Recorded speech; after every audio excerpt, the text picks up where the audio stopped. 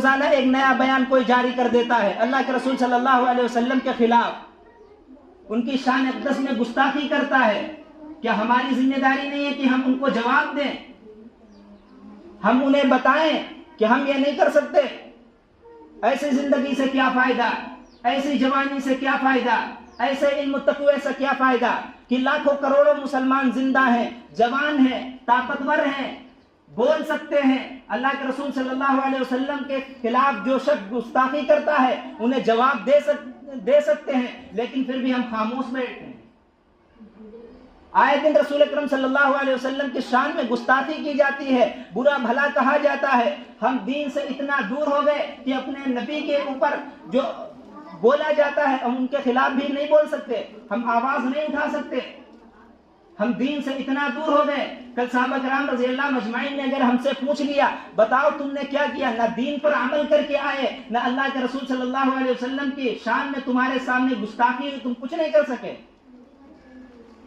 وہ صحابہ کرام رضی اللہ مجمعین کی زندگی پڑھو، حضرت صدیق اکبر رضی اللہ نے کیا کہا تھا کہ میں زندہ رہوں اور اللہ کے رسول صلی اللہ علیہ وسلم کے دین میں کمی آ جائے، میں زندہ رہوں اللہ کے رسول صلی اللہ علیہ وسلم کے شان میں کوئی گستاخی کر بیٹھے، میں زندہ رہوں کوئی قرآن کے خلاف بول دے، ایسی زندگی سے مر جانا زیادہ اچھا ہے۔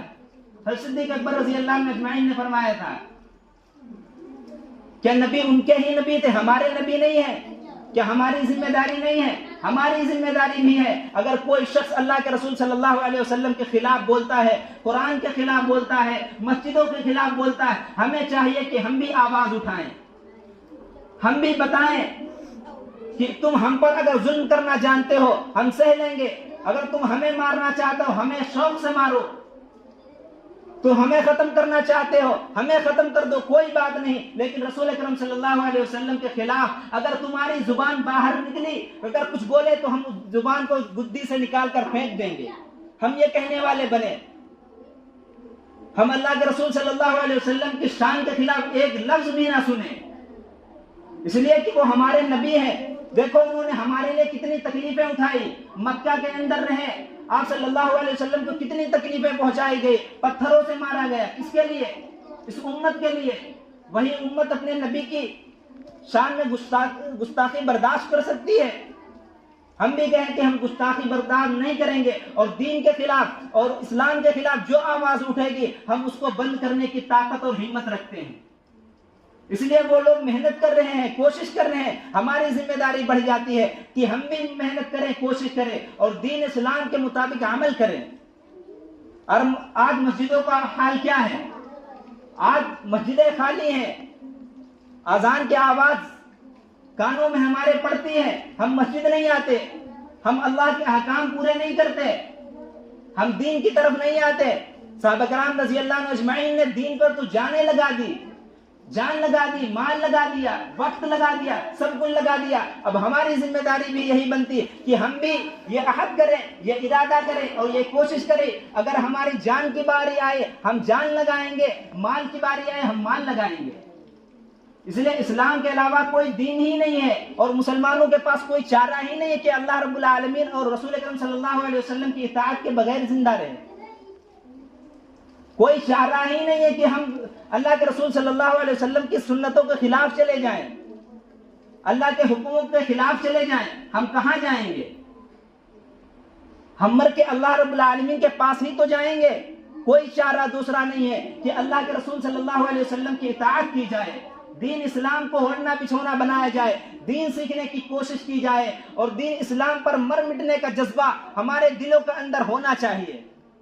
ہم سب نیت کریں، کوشش کریں کہ دین کے مطابق عمل کریں گے، اور دین پر عمل کرتے ہوئے اللہ کے رسول صلی اللہ علیہ وسلم کے خلاف جو بولتا ہے ان کو ہم جواب دیں گے، اور اللہ کے رسول صلی اللہ علیہ وسلم کی جو خوبیاں ہیں، اسلام کی جو خوبیاں ہیں، ہم ان کو بتائیں گے۔ اور بتائیں گے کب؟ جب ہم خود سیکھیں گے، جب ہم خود عمل کریں گے، جب ہم خود مسجدوں کو آئیں گے تب تو دوسرے کو دعوت دیں گے۔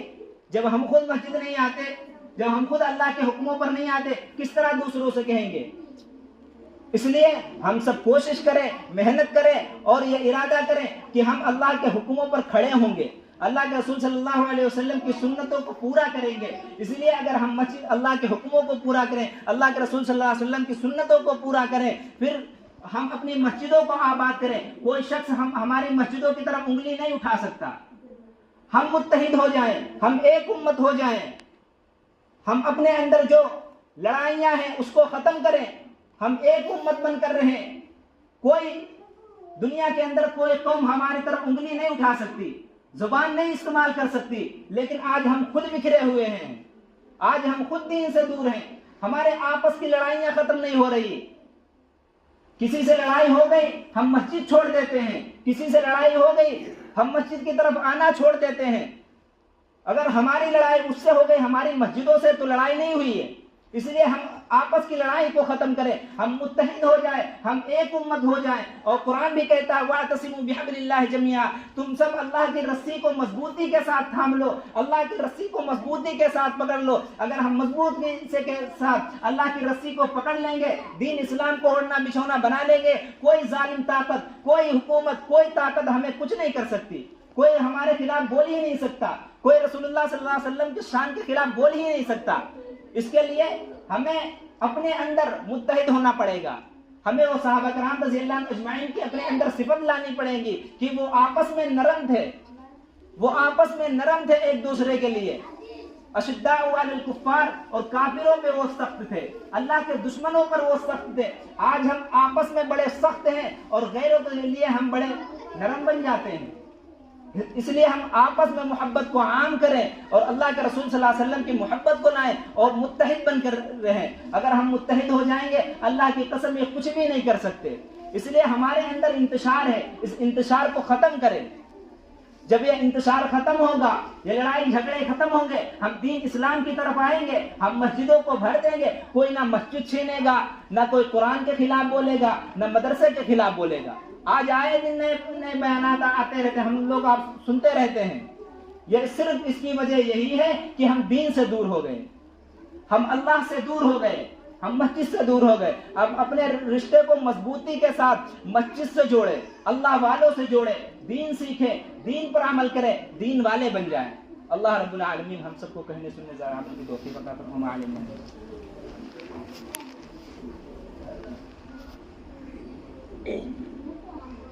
اللہ اکبر, اللہ اکبر, اللہ اکبر, اللہ اکبر. اشہد ان لا الہ الا اللہ, اشہد ان لا الہ الا اللہ, اشہد ان محمد رسول اللہ, اشہد ان محمد رسول اللہ. حی علی الصلاۃ, حی علی الصلاۃ, حی علی الفلاح.